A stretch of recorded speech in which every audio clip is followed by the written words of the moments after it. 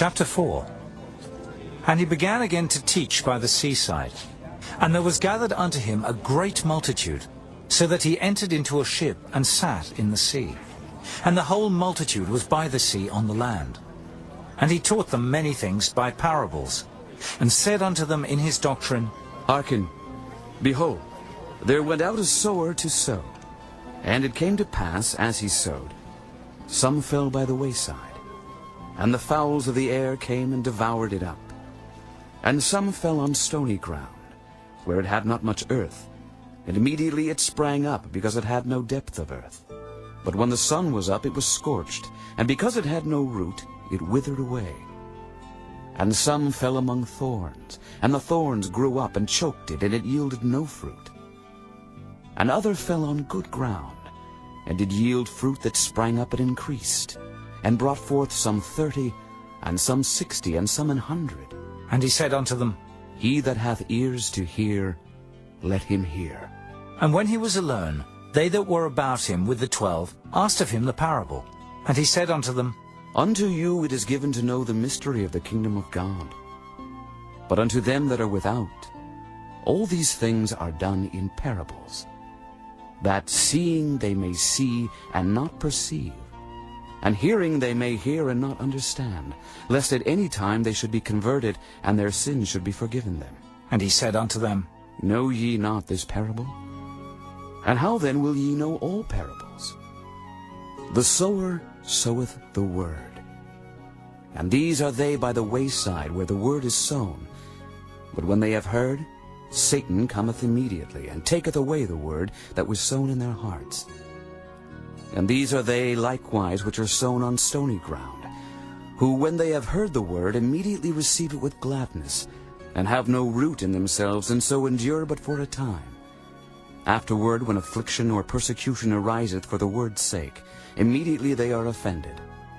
And these are they which are sown among thorns, such as hear the word, and the cares of this world, and the deceitfulness of riches, and the lusts of other things entering in, choke the word, and it becometh unfruitful.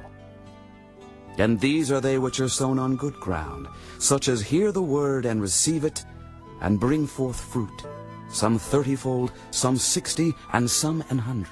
And he said unto them, Is a candle brought to be put under a bushel, or under a bed, and not to be set on a candlestick? For there is nothing hid which shall not be manifested, neither was anything kept secret, but that it should come abroad. If any man have ears to hear, let him hear. And he said unto them, Take heed what ye hear. With what measure ye mete, it shall be measured to you. And unto you that hear shall more be given. For he that hath, to him shall be given, and he that hath not, from him shall be taken even that which he hath. And he said, So is the kingdom of God, as if a man should cast seed into the ground, and should sleep and rise night and day, and the seed should spring and grow up, he knoweth not how. For the earth bringeth forth fruit of herself, first the blade, then the ear, after that the full corn in the ear. But when the fruit is brought forth, immediately he putteth in the sickle, because the harvest is come. And he said, Whereunto shall we liken the kingdom of God? Or with what comparison shall we compare it? It is like a grain of mustard seed, which, when it is sown in the earth, is less than all the seeds that be in the earth. But when it is sown, it groweth up, and becometh greater than all herbs, and shooteth out great branches, so that the fowls of the air may lodge under the shadow of it. And with many such parables spake he the word unto them, as they were able to hear it. But without a parable spake he not unto them. And when they were alone, he expounded all things to his disciples.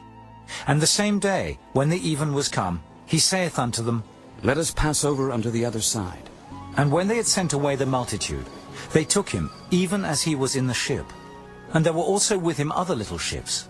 And there arose a great storm of wind, and the waves beat into the ship, so that it was now full.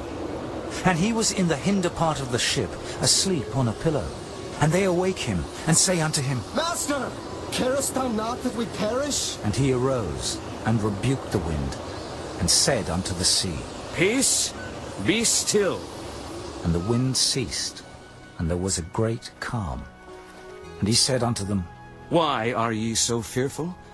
How is it that ye have no faith? And they feared exceedingly, and said one to another, What manner of man is this, that even the wind and the sea obey him?